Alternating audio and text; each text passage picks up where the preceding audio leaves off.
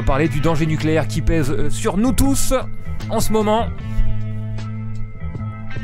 en passant en revue les armes nucléaires françaises, occidentales et mondiales. Mais comme je viens de le dire, principalement on va se concentrer sur les armes nucléaires françaises et la capacité qu'a Macron dans sa petite mallette avec le bouton rouge de détruire le monde ou de tuer des millions de gens ailleurs, voilà. Et donc l'actualité du moment, on va voir ça sur le Twitter de la chaîne. C'est l'occasion de faire une petite promo. Je poste une vidéo tout à l'heure qui montre bien ma vieille tête, voilà. En ce moment, il y a le G7, le sommet du G7 qui est réuni à Hiroshima. Le G7, c'est les 7 plus grandes puissances mondiales. Enfin, ils ont exclu la Russie et la Chine. La Chine qui est la deuxième puissance mondiale, mais bref, ils les ont exclus parce que c'est pas leur poteau. Bref, c'est le monde occidental quoi, qui se réunit. Et donc il y a des manifs à Hiroshima parce que ils voient ça comme une provocation.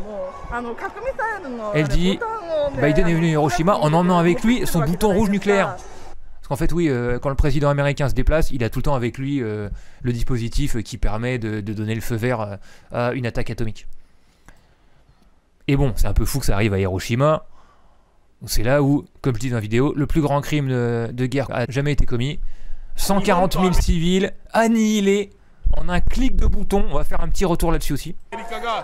Et donc les gens, les manifestants au Japon, voient bien que l'OTAN et ses alliés dans le Pacifique cherchent à provoquer la Chine dans un conflit nucléaire et ils flippent. Normal, ils sont à Hiroshima, ils connaissent.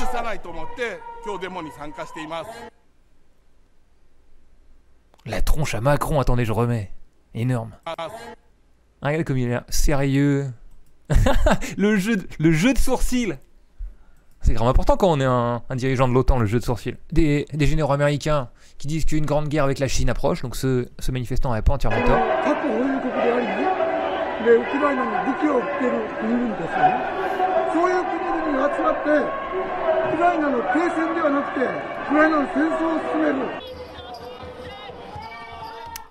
Ce manifestant suivant, lui, il dénonce surtout que les pays du G7 qui reçoivent Zelensky le lendemain, en fait, ne sont pas là pour la paix en Ukraine, mais pour la guerre, en fait, en fournissant plein d'armes. Et c'est vrai qu'on va le voir peut-être dans un stream dans les semaines qui viennent, mais les Occidentaux ont saboté les négociations de paix de manière absolument criminelle en mois d'avril 2022.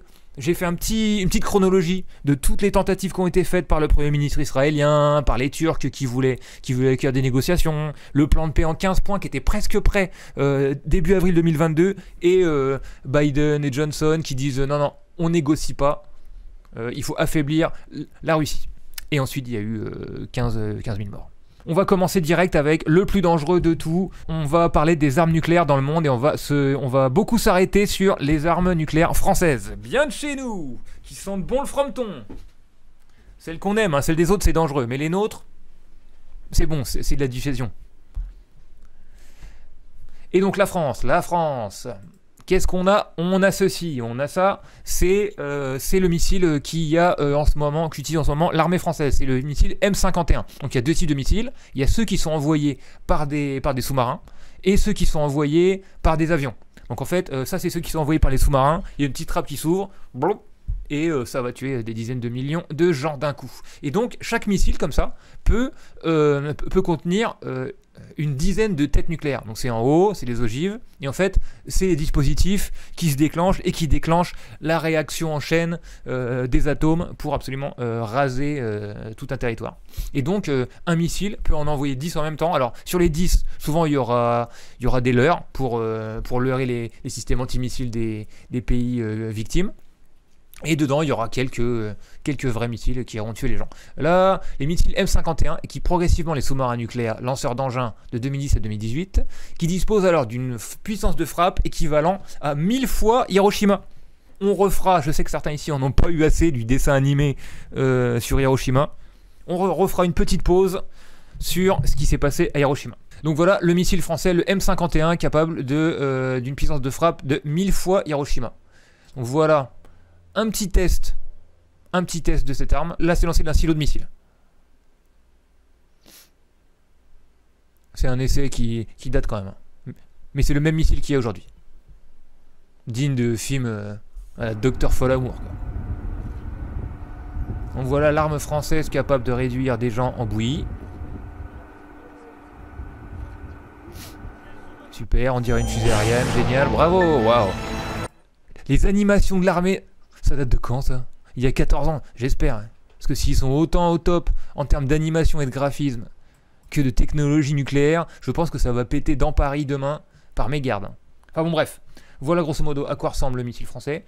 Et c'est lancé de ces sous-marins-là, les sous-marins nucléaires lanceurs d'engins. Ça c'est le site de la Marine nationale.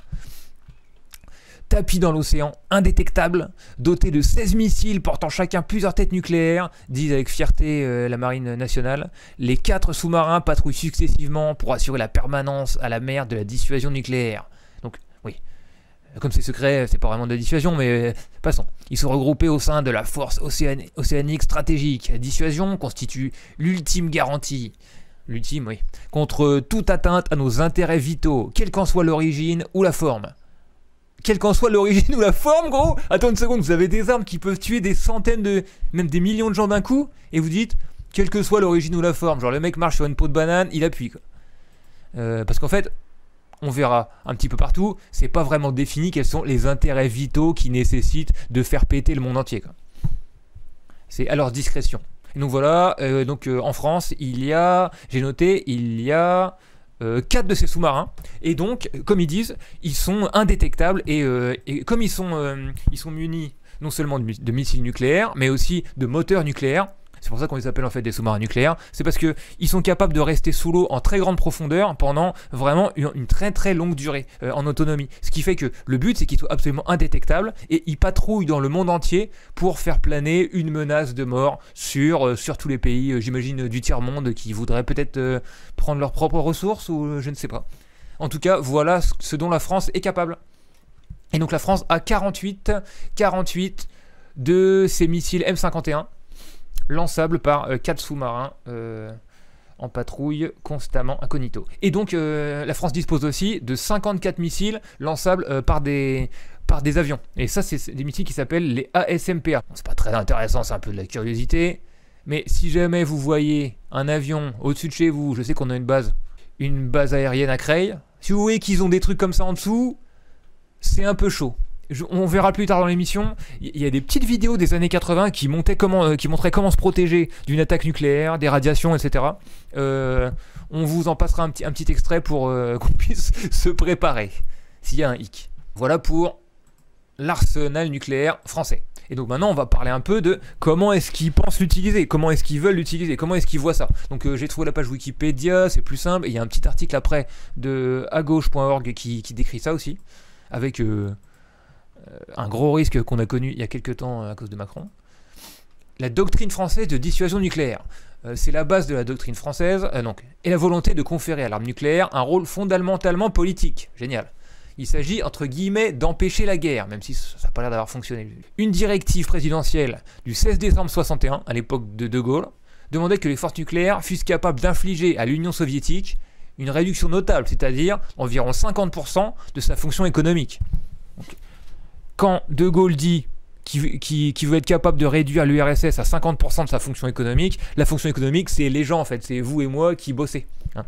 Et c'est les villes où il y a des usines dedans, des centres de production. Dans 10 ans, nous aurons de quoi tuer 80 millions de Russes. Eh bien, je crois qu'on n'attaque pas à volonté des gens qui ont de quoi tuer 80 millions de Russes. Ok. Donc on est dans la grandiloquence d'un De Gaulle qui... est fier de pouvoir tuer 80 millions de Russes, et ça c'était l'ambiance de la guerre froide constante. Hein. Pour les anciens comme moi qui étaient là dans les années 80, ils en ont connu un petit peu la fin, ou le pic en termes de menaces nucléaires. Donc voilà. La dissuasion nucléaire, c'est défini par De Gaulle qui dit il faut être capable de tuer 80 millions de gens, d'accord ? Sinon on n'est pas respecté dans ce pays. Et un petit peu plus tard, on verra une vidéo où il y a le ministre des armées, ou peut-être un petit sous-fifre, qui dit que bon, c'est pour se défendre, mais c'est aussi pour avoir nos pieds à la table des grands. Si on n'est pas capable de tuer 80 millions de gens d'un coup, en un clic de bouton, on n'est pas digne de respect. Et j'imagine que ça veut dire on se fait pas respecter dans la guerre en Afrique, là où on veut piller les ressources des pays du tiers-monde en fait. C'est-à-dire qu'on va se faire voler la balle par d'autres. Ça ne va pas. Ce sont nos intérêts vitaux. Comme ils disent. Nos intérêts vitaux, c'est ça. Mais bref, passons. Donc voilà pour la doctrine nucléaire française. En 2006, le président Chirac, en déplacement sur la base de sous-marins nucléaires de l'île Longue, confirme... L'île Longue, c'est où ça? Rade de Brest. Dans le Rade de Brest, il y a donc une île Longue avec... Désolé, je connais pas trop le coin. Avec des sous-marins nucléaires capables d'annihiler des pays entiers. Voilà, si ça vous intéresse. En 2006, confirme que l'utilisation de l'arme nucléaire contre, ouvrez les guillemets, les dirigeants d'État qui auraient recours à des moyens terroristes contre nous, et également à ceux qui envisageraient d'utiliser des armes de destruction massive, pourrait être envisagée. Souvenez-vous, en 2003, les Américains ont fait croire au monde entier que l'Irak avait des armes de destruction massive, et c'était en fait un mytho. Donc peut-être que voilà, ils auraient pu utiliser l'arme nucléaire contre eux, et ensuite se rendre compte, oups, ah mince, on a fait une petite erreur, j'ai oublié de vous dire, ils avaient en fait pas d'armes de destruction massive, on voulait juste leur pétrole. Pardon, on voulait juste les intérêts vitaux. On va peut-être faire un arrêt sur cette doctrine militaire française sur l'usage de l'arme atomique. Comment est-ce qu'elle pense s'en servir? Il y a ce qu'ils appellent la dissuasion nucléaire, c'est-à-dire on est capable de défoncer votre capitale et de tuer 80 millions de gens en un coup, donc nous faites pas chier. Et en même temps, il y a cet usage, alors ça c'est vraiment français ça, de l'arme nucléaire tactique. Un usage tactique, c'est un usage sur le champ de bataille. Sauf qu'évidemment, un champ de bataille, c'est pas comme sous Napoléon, avec un grand champ et deux armées qui se font face comme ça. Non, c'est dans les villes que ça se passe en fait. On va lire cet article de agauche.org, l'un des seuls sites à gauche en fait qui s'intéresse à cette question-là, donc je vais beaucoup le citer. Qui s'intéresse aussi à la question de la cause animale, donc c'est quand même pas mal. Et là ils disent, ça date de 18 juin 2022, la menace nucléaire tactique française sur la Russie de mars 2022, une démarche criminelle du militarisme. Et donc il y a une petite photo du canard enchaîné, coup de poker nucléaire de Macron face à Poutine. Est-ce qu'on peut zoomer sur la photo? Ouais, parce que c'est écrit en petit. Je vais essayer de lire ça. Peu après l'invasion de l'Ukraine, Jupiter a fait semblant d'atomiser les Russes. La France aussi a de belles bombes et elle entend le faire savoir à Poutine.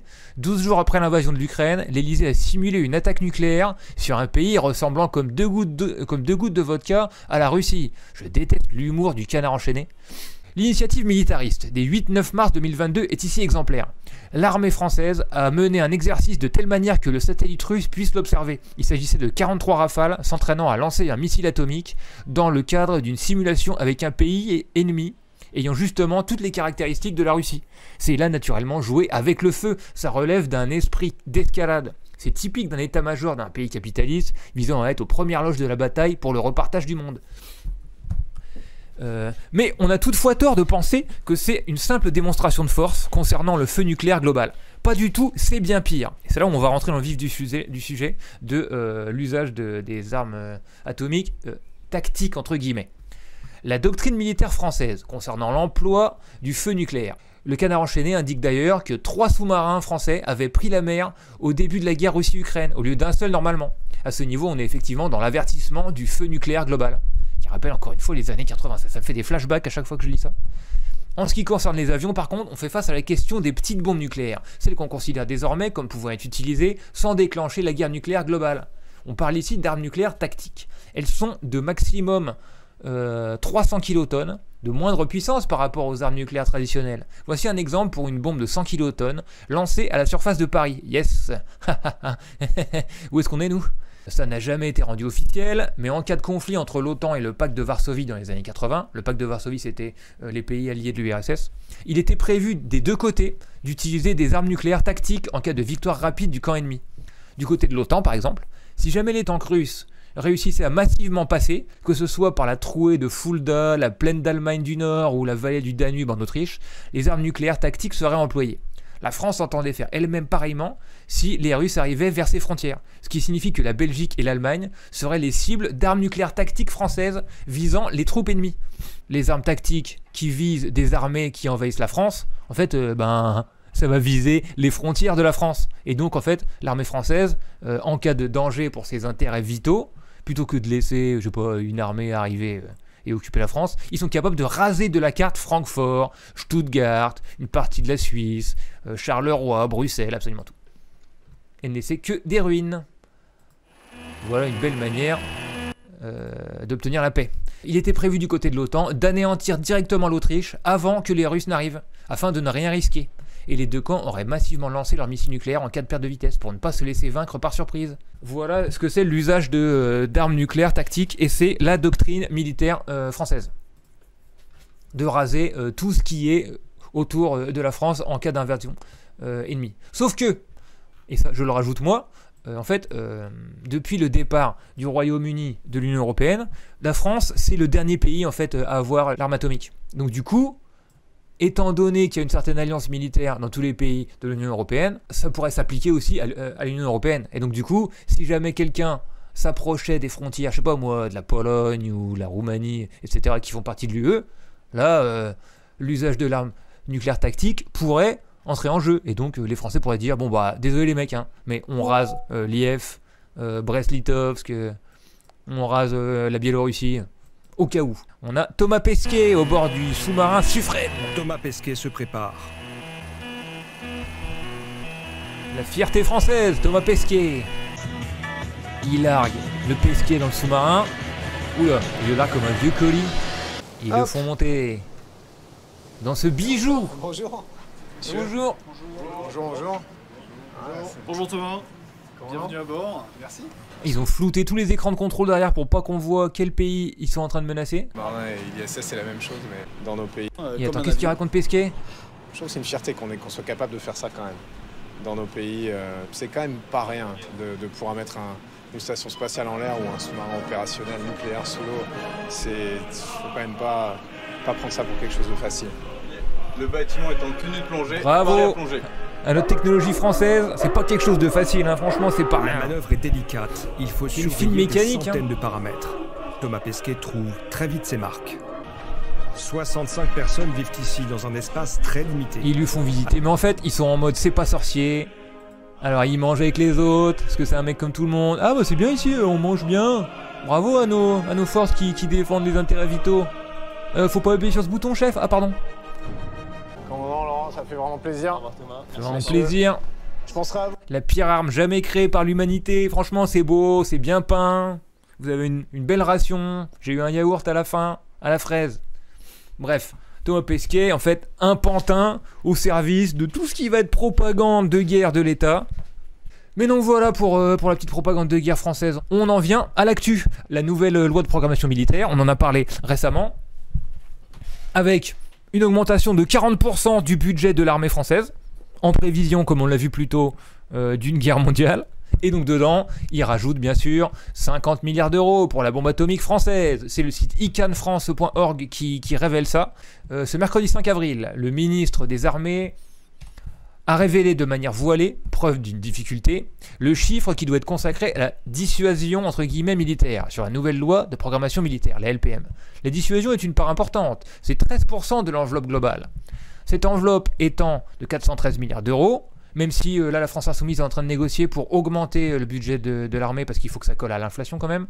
Le calcul est peut-être plus valide là, mais la France va donc consacrer la somme faramineuse de 53,69 milliards d'euros pour poursuivre sa politique de modernisation et de renouvellement de son arsenal nucléaire. Donc une moyenne annuelle de 7,6 milliards par an. Pour Jean-Marie Collin, directeur de l'ICANN France, dont je viens de vous parler et qui est le site ici, le ministre était très clairement mal à l'aise pour annoncer aux Français cette dépense publique majeure, ce qui explique son annonce en pourcentage. Cette dépense s'inscrit dans un programme de renouvellement lancé dès 2014 et démontre la volonté de l'État français de pérenniser sa possession d'armes nucléaires. Ceci est en totale contradiction avec l'esprit et le traité de non-prolifération nucléaire, évidemment, et s'inscrit toujours contre le traité sur l'interdiction des armes nucléaires, le TIAN. Pour Patrice Bouvray, directeur de l'Observatoire des armements et co-porte-parole d'ICANN France, le ministre a reconnu que la dissuasion nucléaire n'est pas consensuelle dans notre pays.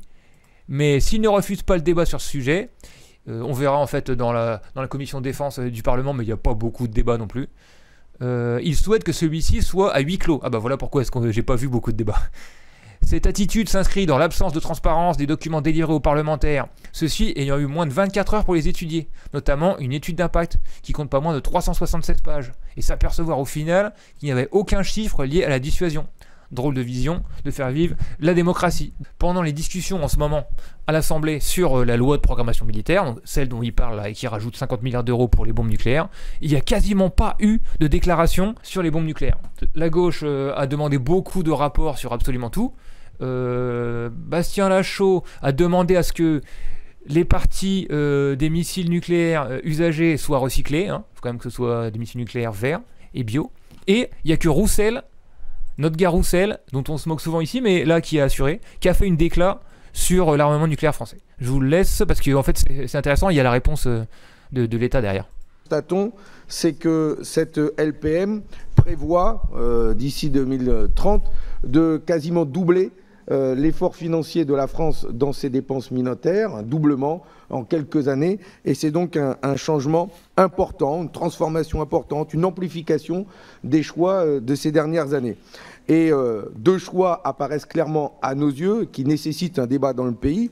C'est d'abord d'investir dans une armée de projection, avec notamment l'investissement dans un porte-avions nouvelle génération. Vous l'avez dit, Monsieur le Ministre, que cela invite la France à se mettre au niveau d'une puissance comme les États-Unis qui joue aux gendarmes du monde. Et donc, j'entends dans votre bouche que vous envisagez que la France se mette à ce niveau-là. Et ensuite, une transformation importante, amplification des moyens que nous mettons dans la dissuasion nucléaire en investissant dans de nouvelles armes nucléaires, ce qui, là aussi, pousse à un changement profond de notre politique dans ce domaine. C'est la raison pour laquelle nous invitons à ce que, dans ce rapport annexé, il y ait une invitation à avoir un débat avec l'ensemble de nos concitoyens sur les choix de la France en matière de défense.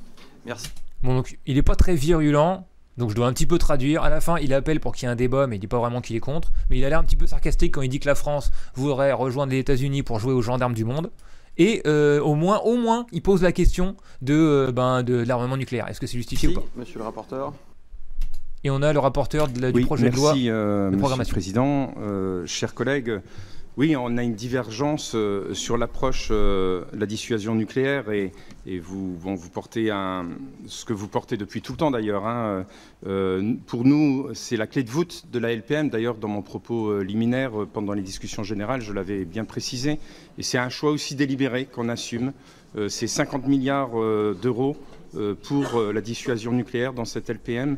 Et c'est un choix qui nous permet de monter l'ensemble de nos compétences et de nos moyens technologiques par le haut liés au nucléaire. Il y a beaucoup de choses. Il y a les vecteurs, les fusées, il y a la recherche. Et puis, et vous savez que la technologie va vite. On est dans des boucles technologiques de plus en plus rapides.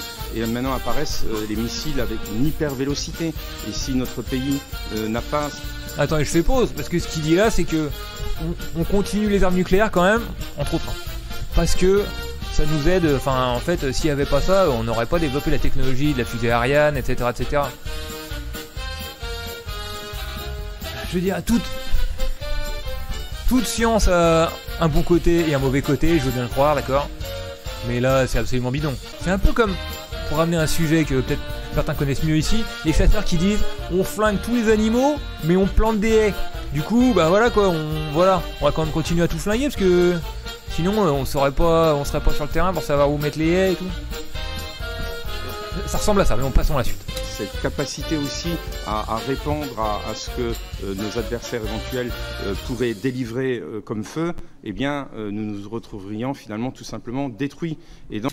Ok, donc là, ils disent si on n'a pas les mêmes armes que les autres, on va être détruit. Je vois pas trop le rapport.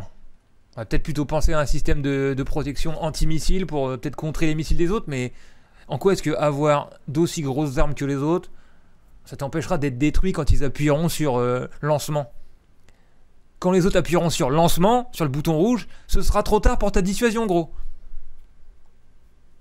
Et à ce moment-là, c'est un type avec le bouton rouge devant lui et le téléphone avec Macron de l'autre côté qui se posera la question bon bah on va crever, mais est-ce que ça vaut le coup de tuer 100 millions de personnes en plus en fait? Alors, on a déjà perdu en fait. Bref. Donc nous assumons le fait que nous voulons une France qui puisse être à la table des grands grâce à sa dissuasion nucléaire, mais aussi qui puisse se défendre si elle en a besoin. Ok, donc il vient d'avouer que c'était pas que pour se défendre, c'était pour être à la table des grands. Peut-être qu'il justifie la continuation de l'arme nucléaire française par le fait que ça leur assure quand même le droit de veto au Conseil de sécurité de l'ONU, que ça tient en respect quand même tous les petits pays qui voudraient bien reprendre leur indépendance en Afrique, etc. Et aussi pour se défendre. Donc voilà grosso modo ce qui s'est dit lors du débat parlementaire. C'était pas un très très haut niveau et personne ne remet vraiment en question l'armement nucléaire français. Alors que pourtant c'est l'un des plus grands dangers pour la planète. Et donc on va parler un petit peu du mouvement d'opposition historique en France à l'arme nucléaire. On va faire un petit tour sur les essais nucléaires à Mururoa. Les anciens se souviennent de ça. Peut-être pas les jeunes. Essais nucléaires. Oui, en fait, pour bien comprendre ça, on le verra peut-être dans une des vidéos suivantes, mais le danger radioactif, il est quand même multiple. Il est dans le sens où il y a une énorme boule de feu à plusieurs milliers de degrés qui blaste absolument toute la première zone.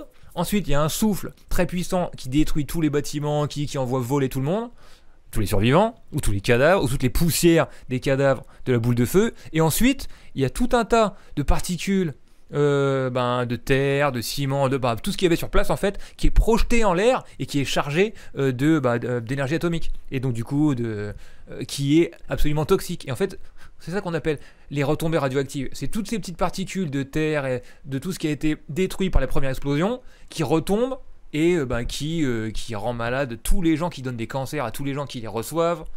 Donc voilà.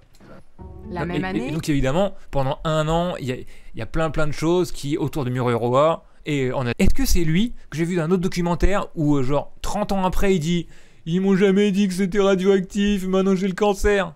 Comme s'il n'y avait rien, qu'ils s'en mettent sous terre.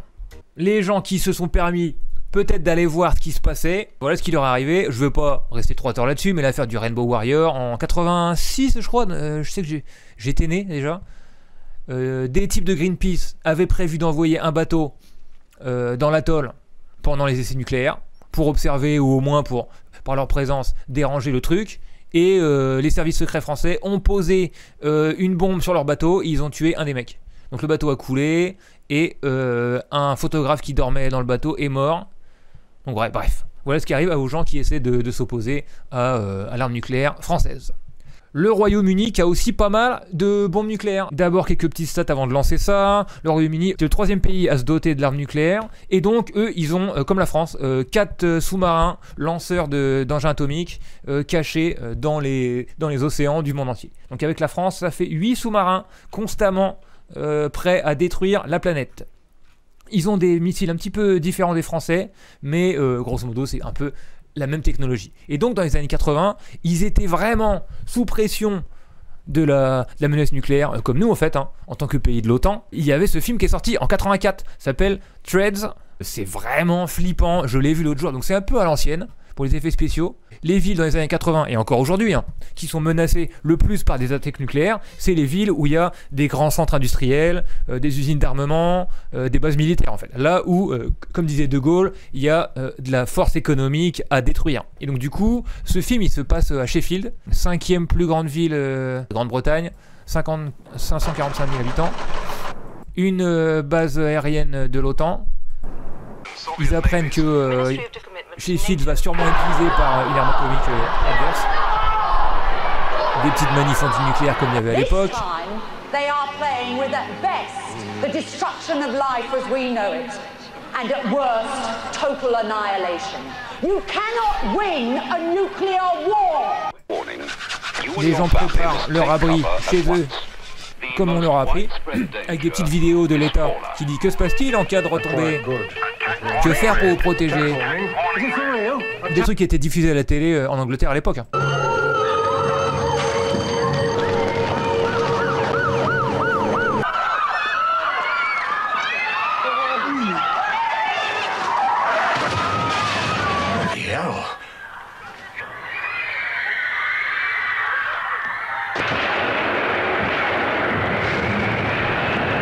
Voilà, c'est le souffle du truc. Je vous vous ai mis que la bande-annonce. Le film entier est dispo sur YouTube. C'est pas Jojo à voir parce qu'en fait, ça se concentre sur plusieurs familles qui ont réussi plus ou moins à survivre. Et donc ils sont chez eux, cachés sous des matelas, pendant des mois et des mois. Ils se vomissent dessus parce qu'ils sont pleins de particules radioactives. Et donc ils chopent des cancers à vitesse grand V. Il y en a qui sont brûlés, qui fondent à moitié. Ils essaient de retrouver leurs enfants. Il y en a qui essaient de survivre comme ils peuvent. Et ensuite, il y a des grands camps de survivants. Et le monde est détruit. Le monde est absolument détruit, des deux côtés. Voilà, un film typique des années 80, mais très intéressant quand même pour ceux qui veulent voir ce qui pourrait arriver encore aujourd'hui. Et il faut savoir qu'aujourd'hui, les armes atomiques sont encore plus rapides et destructrices qu'à l'époque. Voilà, et donc en Angleterre, il y a aussi toute une histoire du mouvement contre les armes nucléaires. Par exemple, une petite manif de gens qui se sont incrustés dans un centre, dans une base nucléaire, la Fastlane Naval Base, petite vidéo typique d'anglais. On va en train de faire ça bien. For peace against nuclear weapons, nuclear madness. You want to go to jail? They're the lawbreakers inside the base. Nuclear weapons are illegal. Massive waste of money. What do you think of the way the police are handling it? Il déterre lui. Ça date des années 2000. Hein.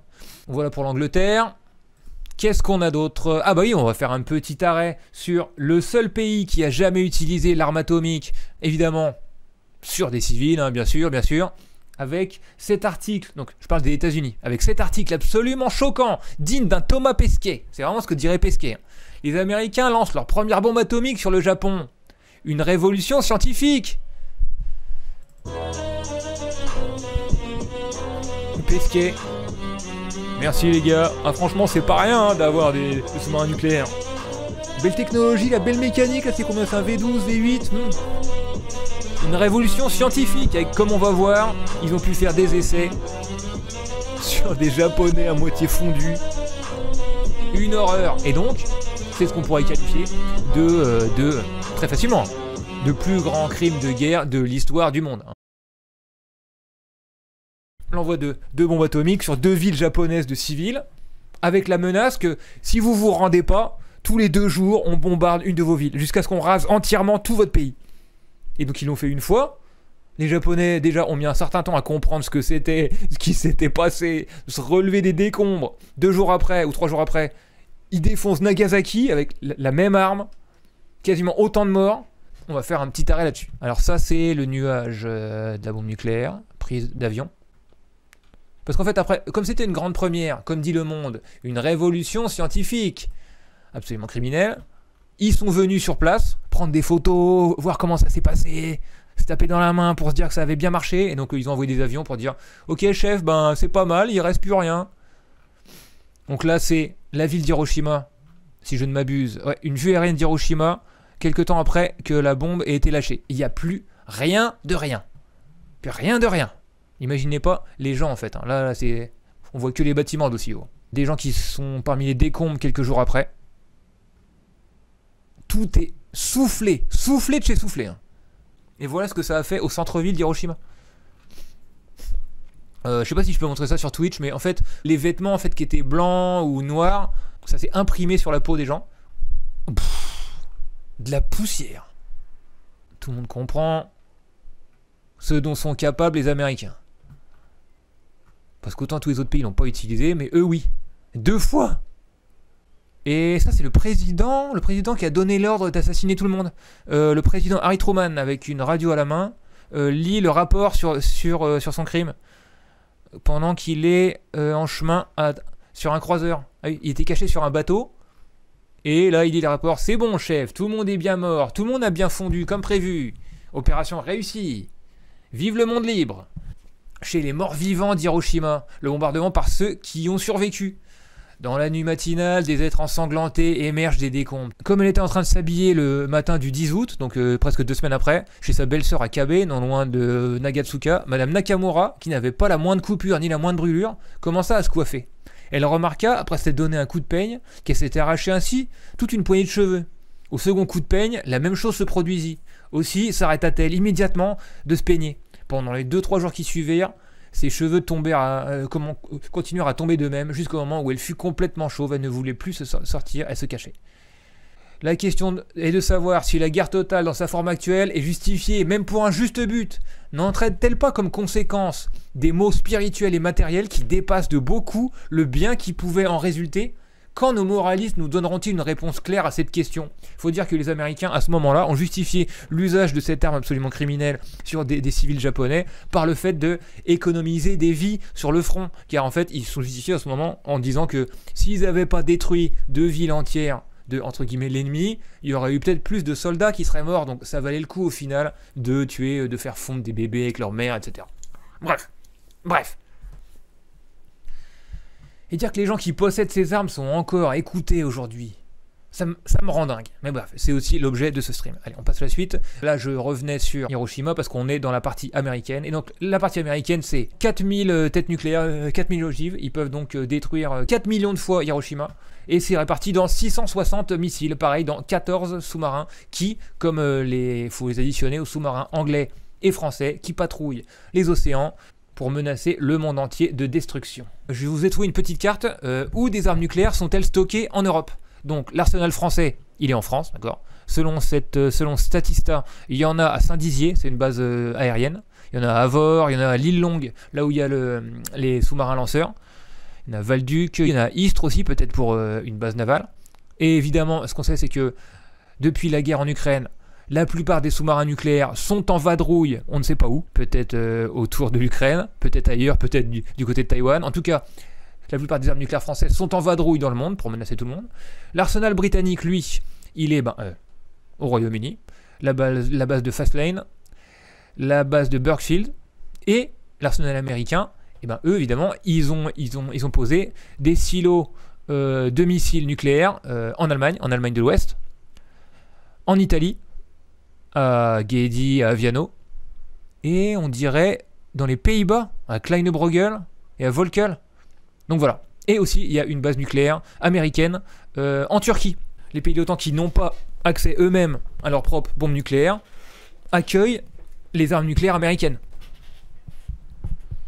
On va passer aussi sur les armes nucléaires des autres pays. C'est pas le cœur de ce stream parce que nous, on se concentre sur nos propres armes, nos propres criminels chez nous qu'il faut désarmer, mais c'est quand même intéressant. Donc là, les Russes et les Chinois, eux, ils ont l'air de mettre l'accent sur la technologie hypersonique, c'est-à-dire que c'est les mêmes armes qu'ailleurs, enfin c'est les mêmes ogives nucléaires, sauf que c'est le lancement qui change. Et donc eux, ils se basent sur une arme hypersonique, c'est-à-dire qui irait plus vite, pour être moins détectable ou détectable à la dernière seconde.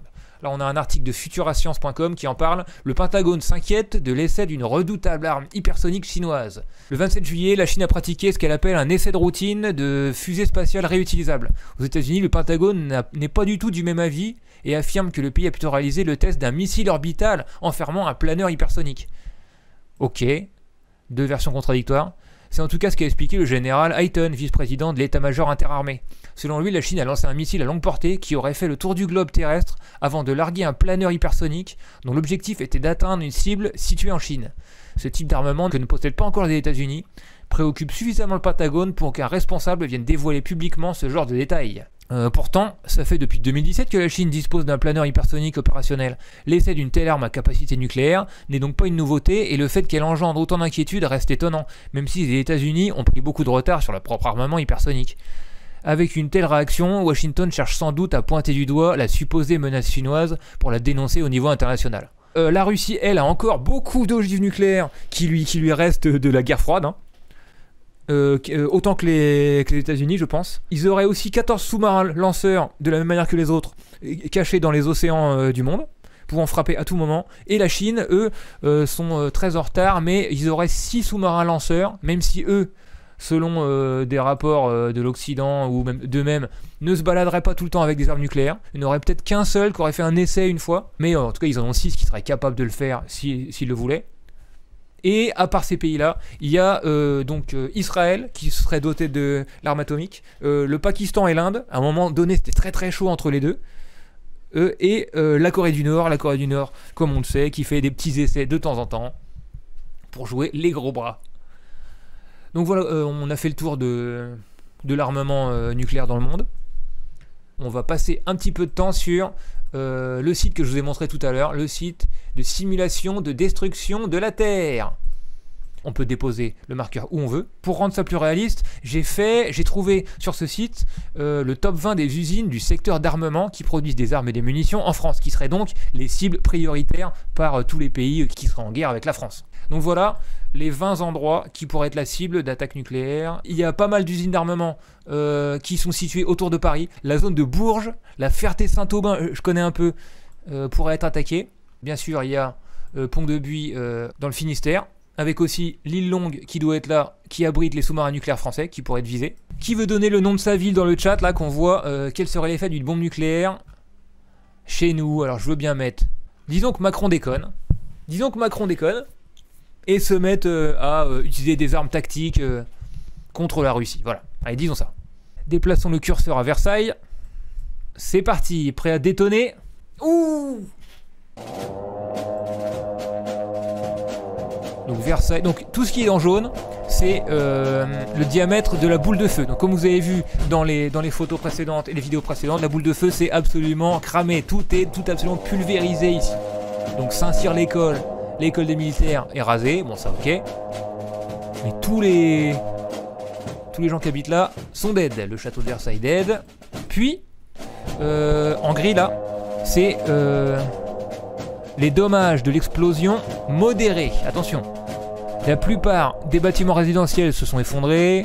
Les blessures sont universelles chez tout le monde. Les morts sont très répandus. Les chances d'incendie augmentent considérablement.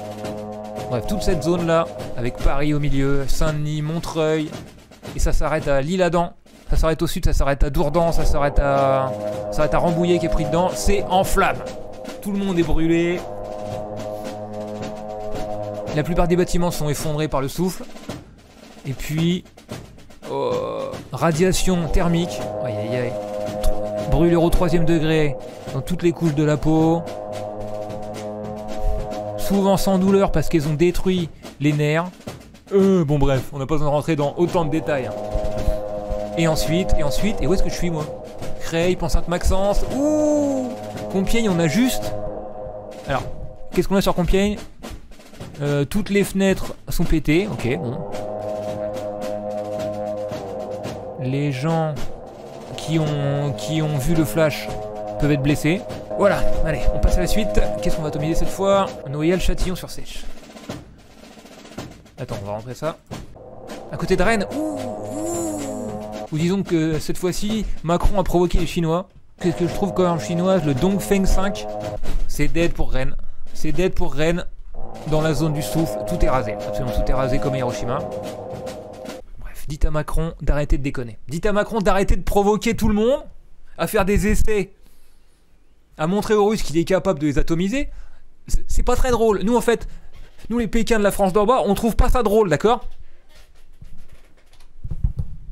Dites-leur d'arrêter de déconner. On n'a rien à voir dans vos trucs, d'accord? Nous, en fait... À part pour nos téléphones dont on serait parfaitement capable de se passer, hein, y a aucun souci. On s'en fout en fait d'avoir les ressources de toute l'Afrique en fait, genre ça vaut pas notre vie. C'est un appel à Macron. Prends pas trop de risques gros, pas en notre nom en tout cas. Et c'est pareil pour nos frères de tous les autres pays, d'accord? Personne n'a envie de voir. Je suis déjà allé à Moscou, j'ai déjà visité Moscou. C'est très beau, les gens sont très sympas, ok? Pour vous montrer de quoi seraient capables les Occidentaux aussi.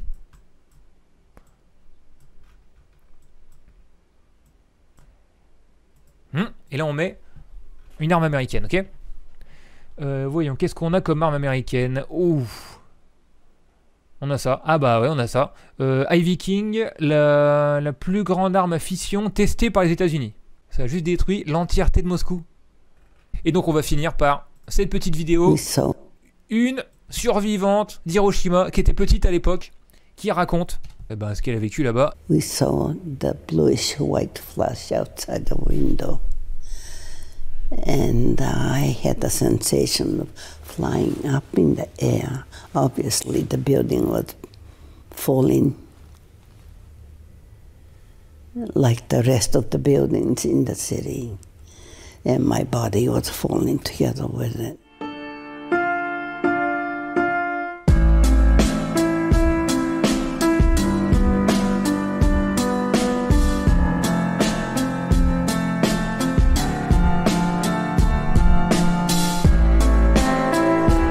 when I regained the consciousness in the total darkness and the silence, I found myself pinned under the rubble.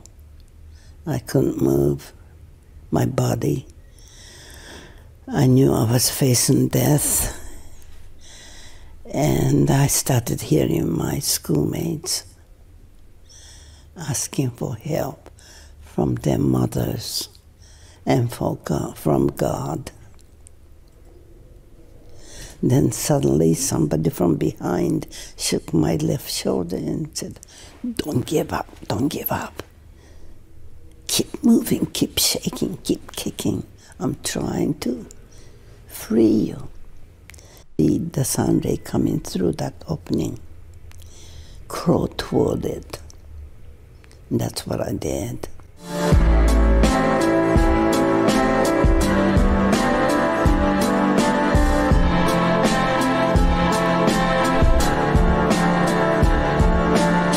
They had no chance. They simply were vaporized, incinerated, carbonized, without trace. I still don't know where my sister disappeared to. No bones, no nothing. My classmates,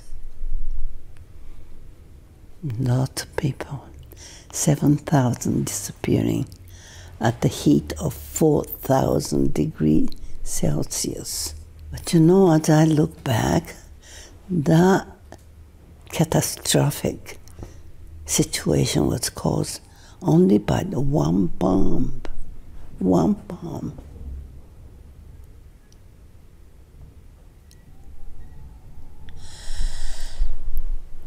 And today, we have about 14,000 of them, each one of them 1,000 times more destructive than the original baby bombs.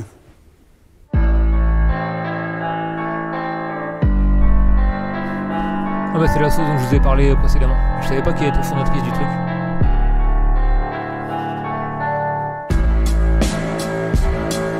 Mais qui de plus crédible qu'elle pour porter ça, évidemment.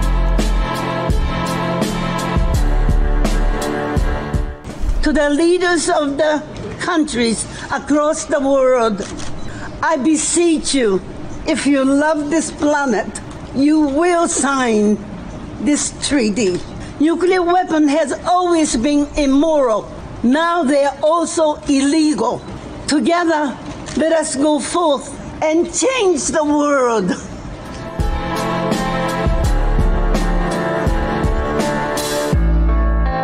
Ouais, bon, j'espère que ce sera le dernier.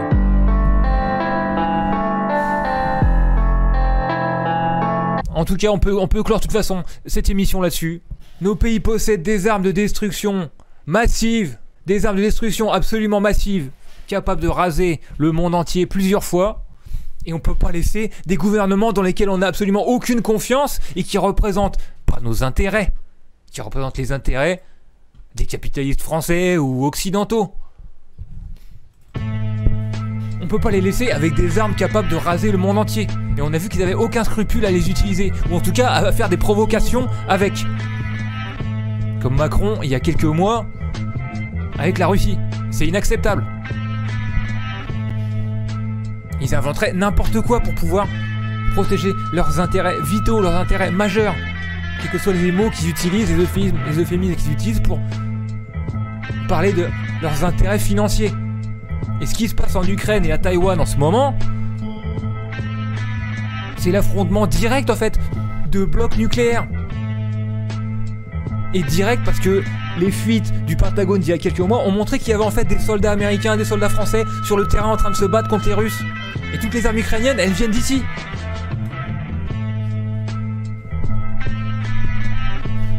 J'espère que vous avez compris le danger en voyant ce stream. Ça aura peut-être été un flashback pour les anciens comme moi. Se dire bon, la menace nucléaire c'est un truc de boomer. Non, c'est de retour les gars. Et il faut qu'on demande ensemble la fin de ces armes nucléaires. Tout simplement. Et il faut qu'on soit unis et qu'on soit prêt à manifester pour refuser toutes les escalades militaires où que ce soit. Pour quelques prétextes bidons que ce soit. Quelques prétextes de maintien de la paix ou de défense du monde libre ou de la démocratie ou de la liberté. Que ce soit, partout dans le monde. C'est notre boulot en tant que pacifistes français. D'un pays qui possède l'arme nucléaire. Merci à tous.